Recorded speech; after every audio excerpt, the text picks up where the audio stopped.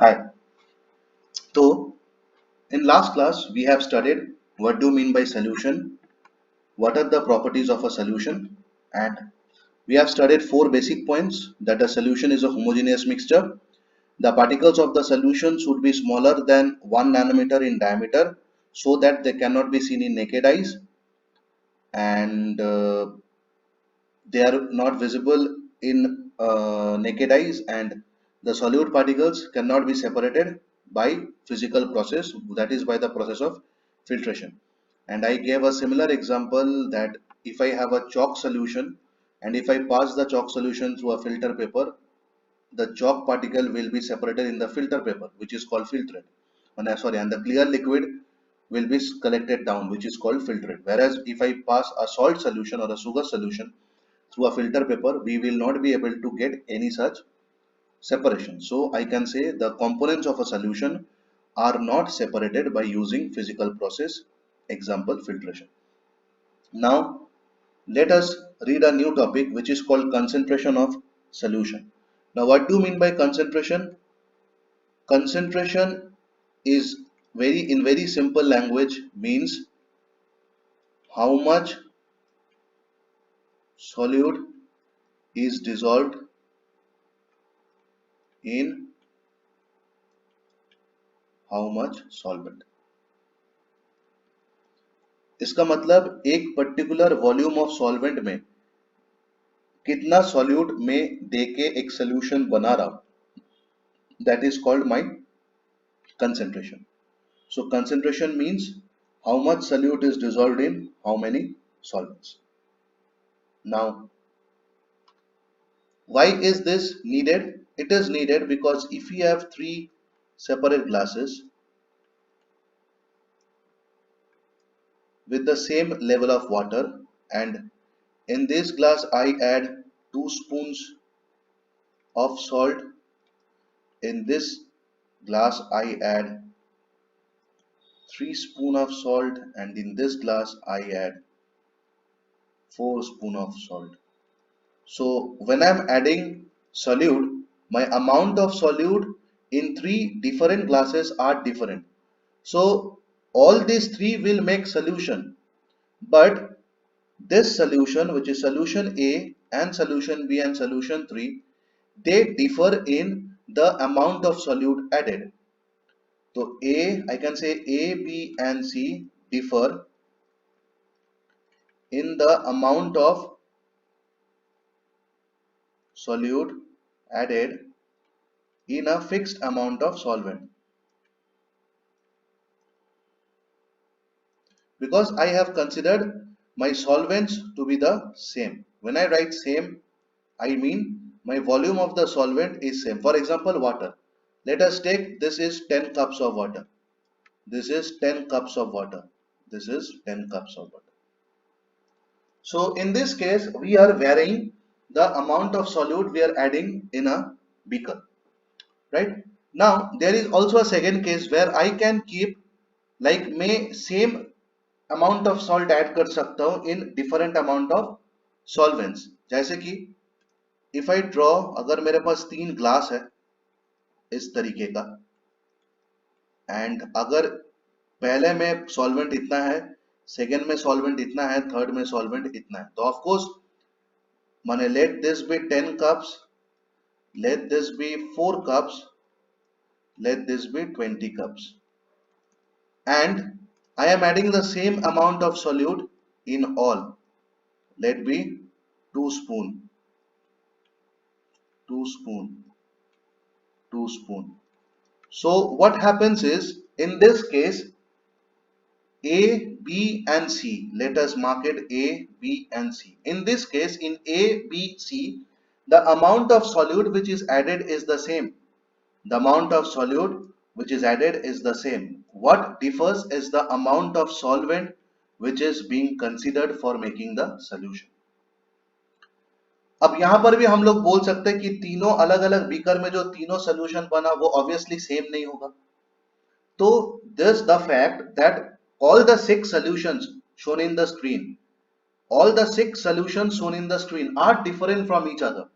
It is a fact that currently तुम्हारे screen में जितना 6 ग्लास, जो 6 ग्लास दिख रहा है, हर ग्लास में जो सॉल्यूशंस है वो एक दूसरे से अलग है, right? And in first A, B, C, they differ in the amount of solute added in a fixed amount of solvent, and excuse me, and in A dash, B dash, and C dash, they differ in the amount of solvent corresponding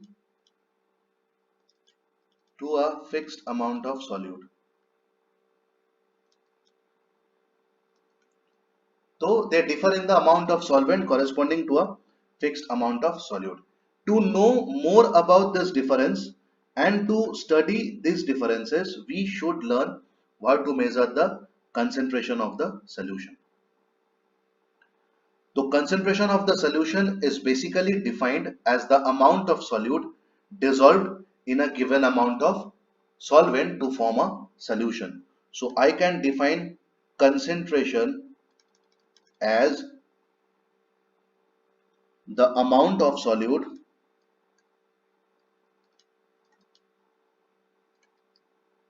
present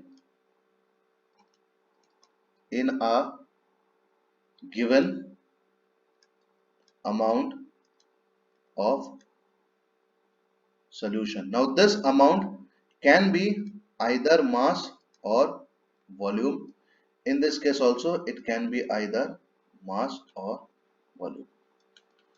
तो depending upon the fact that हम लोग मास लेके calculate करेंगे या हम लोग volume लेके calculate करेंगे या हम लोग दोनों ही लेके कैलकुलेट करेंगे, I have 3 methods of measuring the concentration of solution. So अब हम लोग हेडिंग देंगे मेथड्स ऑफ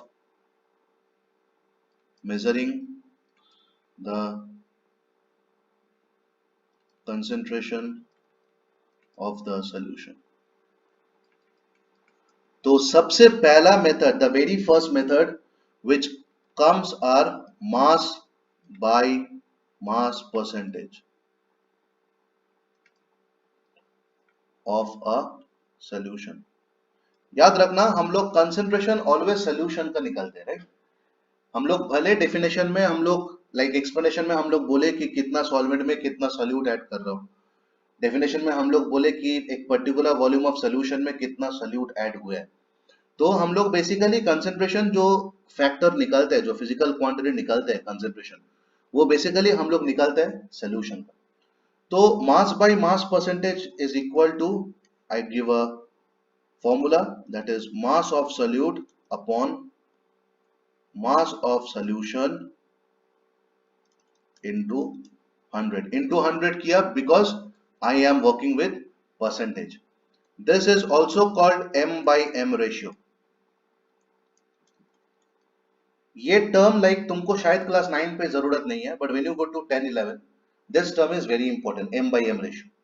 तो या this is the first method of finding out the concentration of a solution, जहां पर हम लोग सॉल्वेंट सॉल्यूट का भी मास ले रहा है एज वेल एज सॉल्यूशन का भी हम लोग मास ले रहे हैं.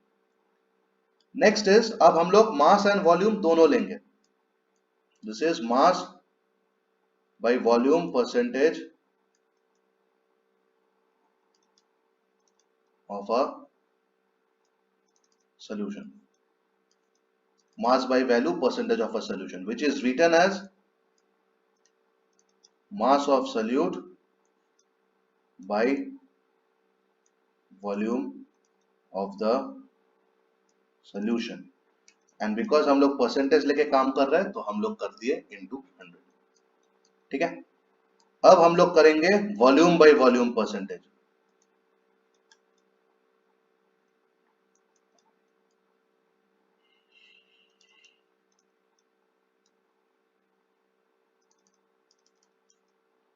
So this is equal to volume of solute by volume of solution into 100. So these are the 3 broad methods जहां पर we use to calculate the concentration of a solution. So let us do a brief example. Example number 1. A solution contains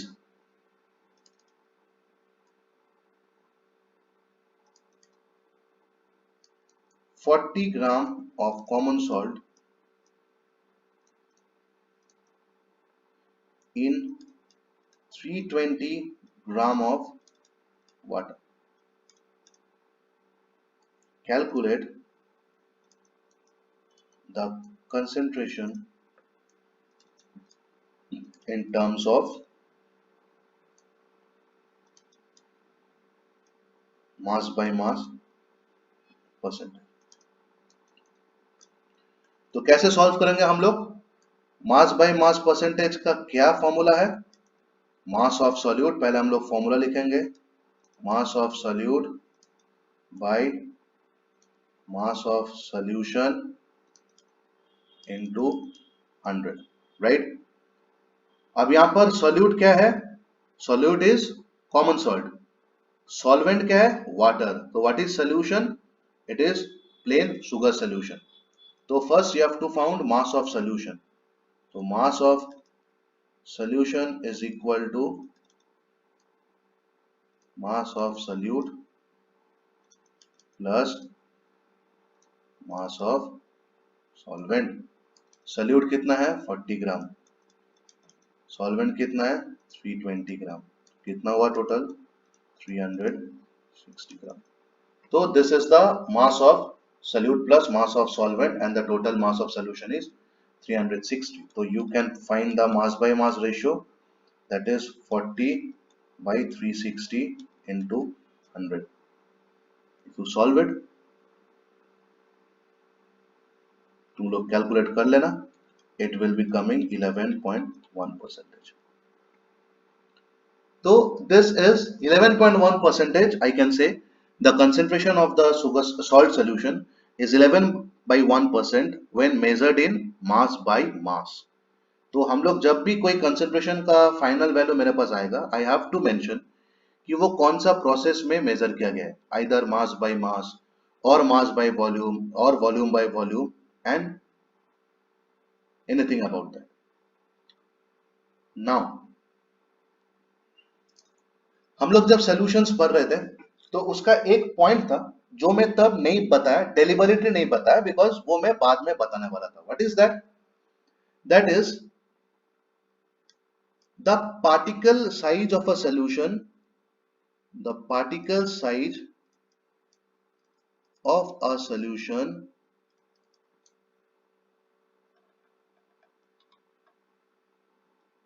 is so small that they do not scatter a beam of light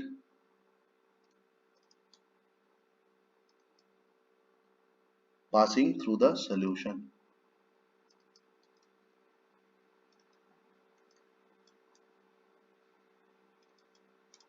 Therefore, path of light, so path of light in a solution is not visible. इसका मतलब क्या है? मतलब इस मान लो I have a container जहां पर I have a solution. Let this be a salt solution. Right? Okay. Now, if I have a source of light here,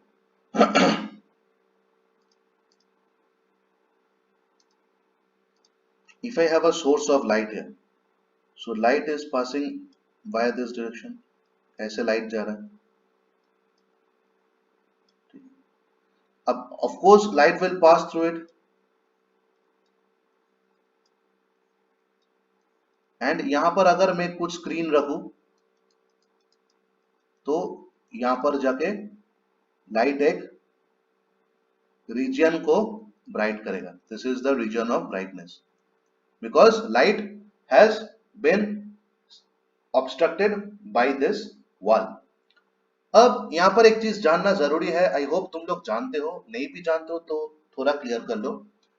how do we see objects? Like तुम्हारे phone में अभी ये recording देख रहे हो, तुम्हारे पास पेन है, पेंसिल है, नोटबुक है। How are you seeing the pen, how are you seeing the notebook? तुम कैसे नोटबुक देख सकते हो?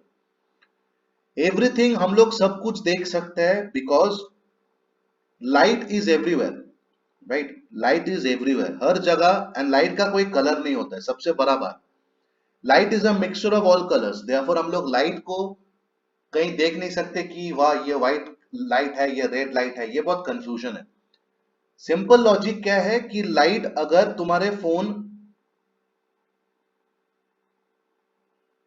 सामने है एंड लाइट जाके वो फोन पे स्ट्राइक कर रहा है, अब हर एक मटेरियल लाइट एब्जॉर्ब करता है, हर एक मटेरियल लाइट एब्जॉर्ब करता है। अब प्रॉब्लम है कि वो सारे लाइट एब्जॉर्ब करेगा, या वो लाइट का कुछ कुछ पोर्शन एब्जॉर्ब करेगा, या वो लाइट का कुछ एब्जॉर्ब ही नहीं करेगा, या वो सब सब एब्जॉर्ब कर लेगा। जब भी कोई पार्टिकल सारे लाइट एब्जॉर्ब कर लेता है, that particle has got a black colour, right? Why? Because हम लोग के लिए एक पर्टिकुलर ऑब्जेक्ट का कलर वही होता है जिस लाइट को वो रिफ्लेक्ट करता है। लाइक तुम लोग के हाथ में जो पेंसिल है वो अगर रेड कलर का है, मतलब वो पेंसिल सारे कलर ऑफ लाइट एब्जॉर्ब करता है बट रेड कलर को रिफ्लेक्ट करता है। ये बहुत नॉर्मल फिजिक्स का कंसेप्ट है। तुम्हारे सामने अगर कोई रेड पेन है, उसका मतलब वो पेन सारे कलर्स ऑफ लाइट को एब्जॉर्ब करता है but it is only reflecting the red colour. अगर ग्रीन है तो वो सारे कलर्स ऑफ लाइट को एब्जॉर्ब करता है but reflects the green light. अगर व्हाइट है तो white is visible just because वो सारे लाइट को रिफ्लेक्ट करता है। अब सब लाइट को ऐड करोगे तो you will get white colour. And black is वो सारे लाइट को एब्जॉर्ब करता है। अगर सारे लाइट एब्जॉर्ब कर रहा है तो कुछ रिफ्लेक्ट नहीं हो रहा है, अगर कुछ रिफ्लेक्ट नहीं हो रहा है तो I can not see any colour. तो when I can not see any colour I see darkness, तो माय कलर इज ब्लैक। इसलिए जब तुम लोग अंधेरा घर में घुसते हो, what happens? You have no source of light, right? You have no source of light, so you can not see anything, तो द रूम इज डार्क। अब तुम बोलोगे कि सर ट्यूबलाइट तो येलो होता है, घर में हम लोग रेड, नील, ब्लू ऐसा लाइट निकलते हैं।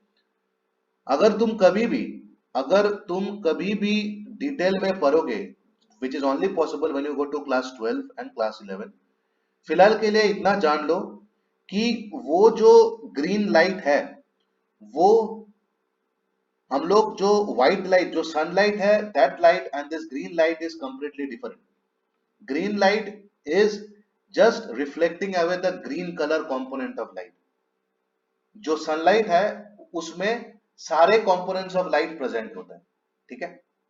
ये मैं क्यों बोल रहा हूं? बिकॉज ये मान लो मेरा लाइट सोर्स है, दिस इज माई सोल्यूशन, ये हमारा स्क्रीन है एंड यहां पर मेरा कंप्लीट एक ब्राइट पोर्शन होगा जहां पर मेरा लाइट गिरा है। बट हम लोग नेकेड आई में ये सोल्यूशन के थ्रू जो लाइट पास हुआ है उसका पाथ को हम देख नहीं सकते।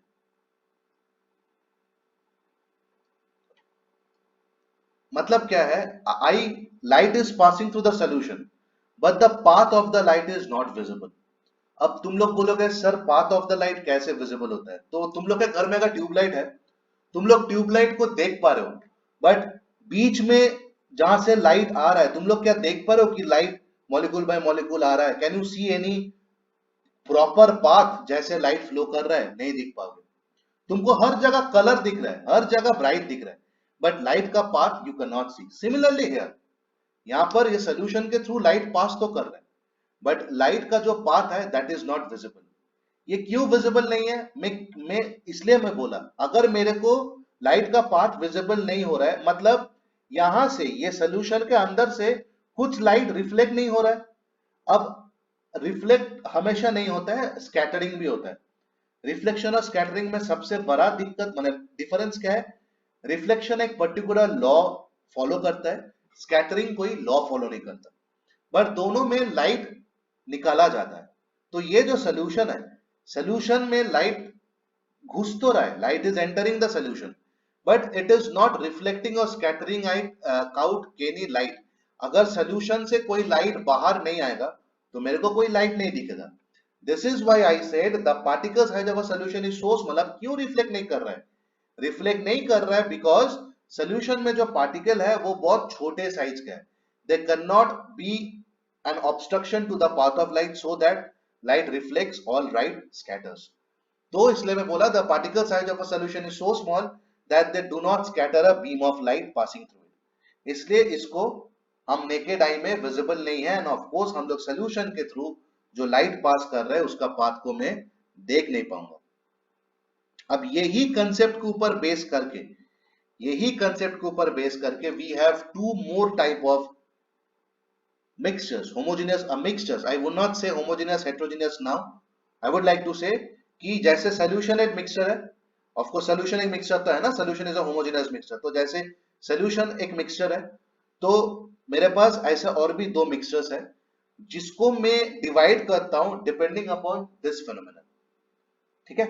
तो I hope इतना क्लियर है। अगर ये तो रिकॉर्डिंग में, अगर रिकॉर्डिंग से समझ पाए हो तो फाइन, अगर नहीं समझ पा रहे हो तो नेक्स्ट क्लास जब भी तुम लोग होगा मतलब संडे, और अगर संडे के पहले मैं कभी एडजस्ट कर पाया तो उस दिन जिसका भी डाउट्स है वो क्लियर कर लेना।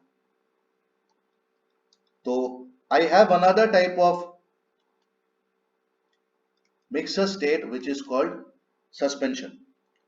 तो पहले सस्पेंशन का first point is they are non homogeneous system.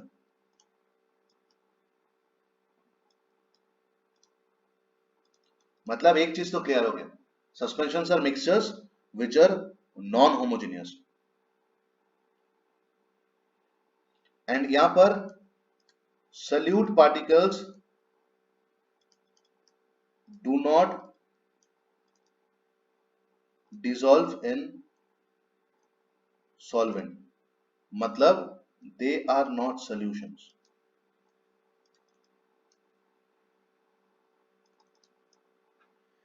तो पहले बात तो होमोजेनियस नहीं है, सेकेंड बात तो सॉल्यूट सॉल्वेंट में डिसॉल्व नहीं होता है। तो बॉस होता क्या है? जो होता है उसको बोलता है they float, very random language में फ्लोट और remain suspended throughout the bulk of the medium.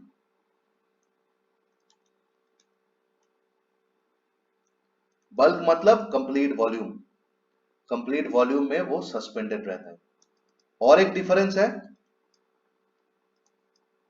They are visible to naked eye. अब मेरे को पता है कि तुम लोग के दिमाग में पॉइंट 3 लेके डाउट हुआ है कि सर सस्पेंडेड क्या है, फ्लोट क्या है, राइट? तो फ्लोट मतलब not the floating principle of Archimedes, जहां पर तुम लोग पढ़ोगे शायद बायोंसी ऑफ थ्रस्ट, या पढ़ोगे या पढ़े हो, हाँ पढ़े हो शायद, हाँ पढ़े हो। तो वो कंसेप्ट नहीं है यहां पर। क्या कंसेप्ट है ये, इस पे जाने के पहले मैं थोड़ा डीपी समझा रहा हूं बिकॉज ये कॉन्सेप्ट ना क्लियर होना चाहिए। तो मैं लास्ट क्लास बोला था कि सोल्यूशन क्यों फॉर्म होता है, ठीक है? मैं लास्ट क्लास बोला था कि सोल्यूशन क्यों फॉर्म होता है। दैट इज बिकॉज मान लो ये मेरा सॉल्वेंट मॉलिक्यूल्स है, ठीक है, एंड ये मेरा सोल्यूट मॉलिक्यूल्स है। जब मैं इसको ऐड करता हूं, this solute molecules occupy the intermolecular space. फिर से सुनो, this solute molecules occupy the intermolecular space between the solvent. अब इंटरमॉलिक्यूलर स्पेस में इंटरमॉलिक्यूलर अट्रैक्शन भी रहता है। हम लोग ये चीज जानते हैं कि सॉलिड लिक्विड गैस में there is a intermolecular force of attraction, right? तो इंटरमॉलिक्यूलर स्पेस में इंटरमॉलिक्यूलर फोर्स ऑफ अट्रैक्शन भी रहता है, and the solute particles are closely binded with the solvent particles. पहला बात है सॉल्यूट पार्टिकल्स इतना छोटा होता है कि सॉल्वेंट पार्टिकल्स के बीच का जो जगह है इंटरमॉलिक्यूलर स्पेस, वहां पर जाके बैठ जाता है, एंड बैठने के बाद सब मिलके एक ही एंटिटी बन जाता है।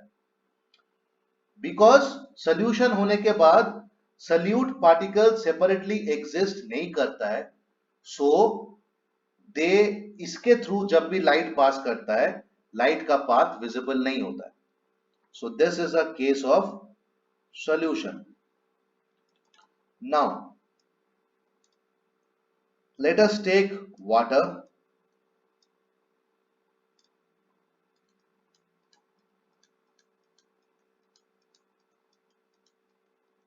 Let us take chalk.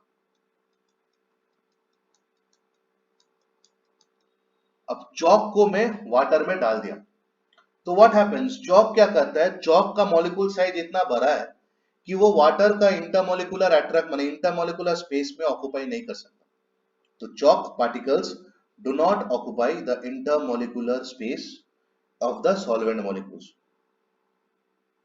तो पहला बात, तो अगर इंटरमोलिकुलर स्पेस ऑक्यूपाई नहीं कर पा रहा है, तो मेरा जो मिक्सचर बनेगा वहां पर इंडिविजुअली मेरे को सॉल्यूट पार्टिकल्स भी दिखेगा, मेरे को सॉल्वेंट पार्टिकल्स भी दिखेगा.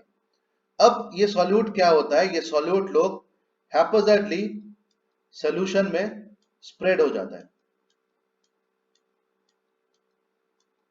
ये किसी की इंटरमोलिकुलर फोर्स ऑफ अट्रैक्शन में नहीं आता है, ये लोग रैंडमली सॉल्यूशन के बीचों बीच जाके स्प्रेड होके फ्लोट करता है.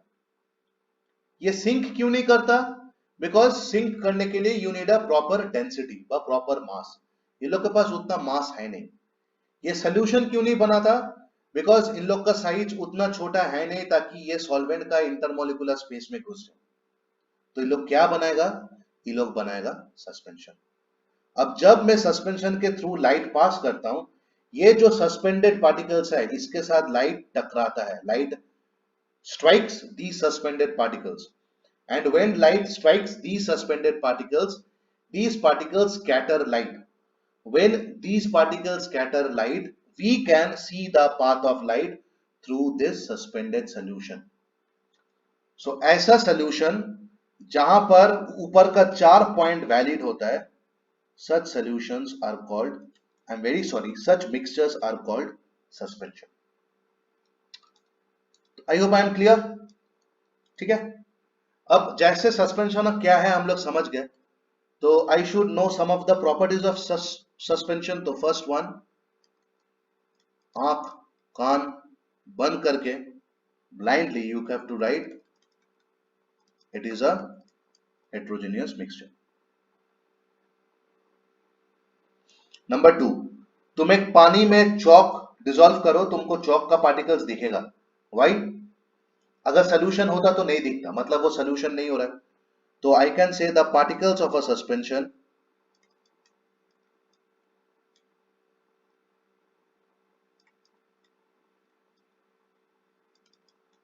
Are visible to naked eyes. These scatter the path of light, therefore path of light is visible to us. So the particles of suspension, but the suspended particles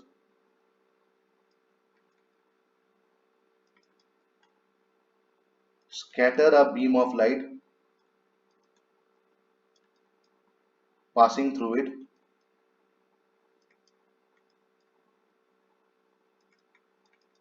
Hence,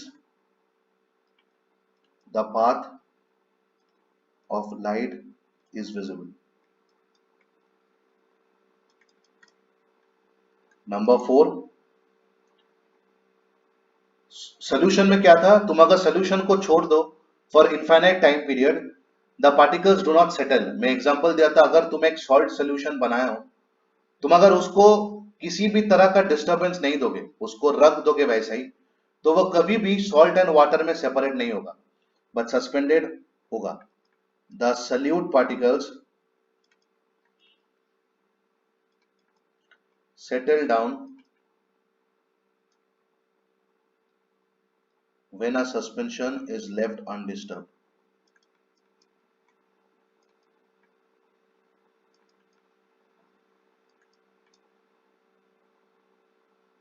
and हम लोग ये भी पढ़े थे कि solution में particles को मैं फिल्ट्रेशन जैसा फिजिकल प्रोसेस से सेपरेट नहीं कर सकता. यहां पर particles of a suspended can be separated by physical process as filtration. पहले I can write physical process like filtration separate the individual particles of a suspension. एक चीज याद रखना, सस्पेंशन से अगर मैं सारे पार्टिकल्स निकाल लेता हूं तो that no longer remains a suspension. उस पर्टिकुलर फेनोमेनन को काई से breaking down of a suspension. ठीक है, तो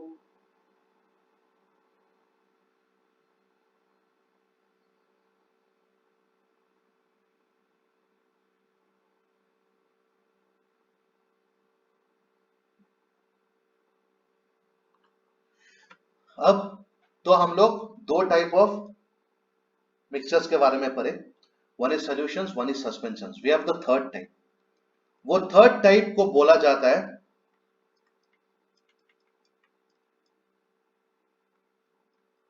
colloidal solution. Now what is colloidal solution? ये बहुत ही बड़ा कॉन्सेप्ट है एंड क्लास 12 में इसको लेके कंप्लीट एक चैप्टर बनाया गया है जिसका नाम है सरफेस केमिस्ट्री. ये बहुत ही बड़ा कॉन्सेप्ट है, बट फिलहाल तुम लोग को समझाने के लिए ये चीज सोच सकते हो कि कोलोइडल सॉल्यूशन एक ऐसा सॉल्यूशन है जिसके अंदर सस्पेंशन का सारे प्रॉपर्टीज है. तो कोलोइडल सॉल्यूशन एक ऐसा सॉल्यूशन है जिसके अंदर सस्पेंशन का सारे प्रॉपर्टीज है, बट एक्सेप्ट वन प्रॉपर्टी. वो प्रॉपर्टी कौन सा है? वो प्रॉपर्टी है which states that the particles of a suspension are visible to naked eyes. Colloidal particles का सॉल्यूशन तुम नेकेड आई में देख नहीं सकते. ये पॉइंट छोड़ के दे आर हेट्रोजेनियस, वो लोग सेपरेट कर जाएगा and they scatter beam of light, सारे चीज सही है. तो colloidal solutions are solutions that obey all the properties of suspension except for the fact that their particles are very small size and we cannot see them in naked eyes. But these particles can easily scatter a beam of observed, माने beam of visible light. अब यहां पर एक scientist का नाम आएगा, मैं बता रहा हूं. पहले मैं डायग्राम ड्रॉ कर लेता हूं. Excuse me.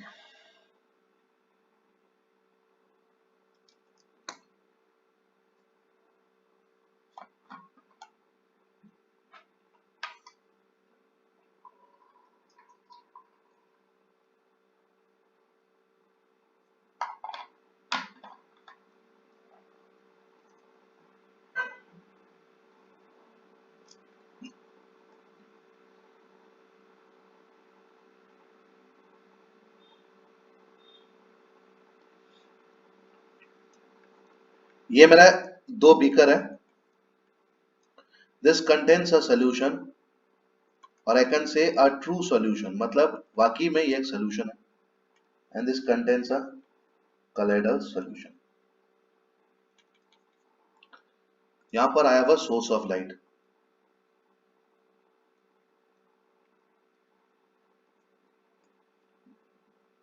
लाइट यहां से पास किया, बट बिकॉज ये सोल्यूशन है, my path of light is not visible. Because ये कोलोइडल है, my path of light is visible. ये जो एक्सपेरिमेंट है जिसके लिए मैं ये चीज बोल पा रहा हूं कि सस्पेंशन एंड कोलॉइड के अंदर से अगर लाइट पास करेगा तो पाथ ऑफ लाइट विजिबल होता है, सोल्यूशन के थ्रू पास करेगा तो विजिबल नहीं होता है. This is basically called Tyndall effect. It is basically named after the scientist टिंडल जो इसको पहला ऑब्जर्व किया था. इसका बहुत कॉमन एक एग्जांपल है, रियल लाइफ एग्जांपल है. मान लो you have a close room.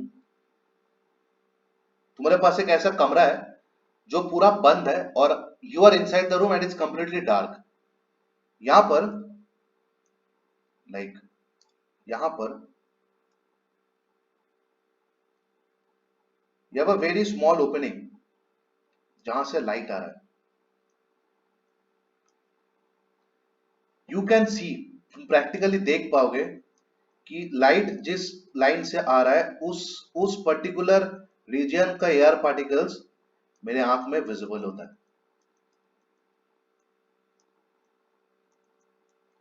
ठीक है, ये मैं देख सकता हूं। तो बेसिकली आंख एयर पार्टिकल्स विजिबल हो रहा है, मतलब क्या हो रहा है, that is the path of light. तो क्या मैं बोल सकता हूँ air particle care is a colloid? Of course I can say my care is a colloidal substance. Now what are the properties of the colloid? आज के लिए ये लास्ट, रिकॉर्डिंग के लिए ये लास्ट है, बिकॉज इसके बाद मेरे को एडिट करके I will post it in the group, सुन लेना आज। तो what are the properties of a colloid?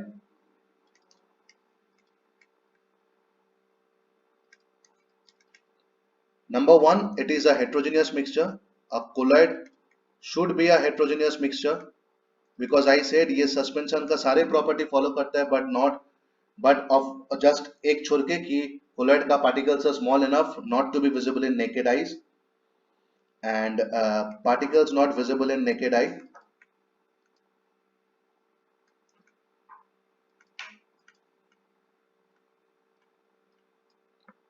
Number three, they scatter a beam of light passing through it.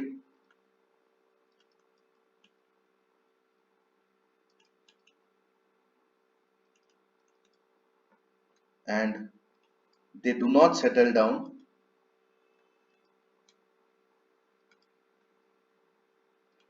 when left undisturbed. So these are some of the major properties of colloidal particles which we have to remember, and of course they cannot be separated. Their particles cannot be separated by filtration, cannot be separated by filtration.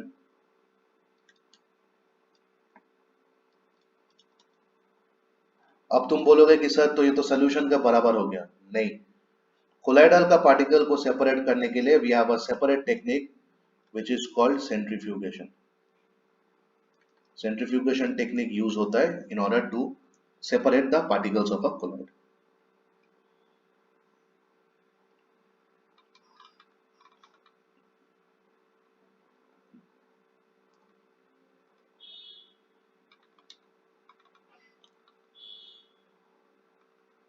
तो I hope this is all. Next class we will directly study. Next class is Sunday. We will directly study like इसमें बस एक ही छोटा portion बाकी है, and then we will study how to separate different components of a mixture from one another. ठीक है, तो I hope समझ में आया। मैं ये रिकॉर्डिंग दे दे रहा हूँ ग्रुप में, along with ये पूरा नोट्स में पीडीएफ में दे दूंगा, पढ़ लेना आज रात को। You have 3 days, go through it. For any doubt you can contact me, and then we will continue from this portion on Sunday. Thank you, have a great day.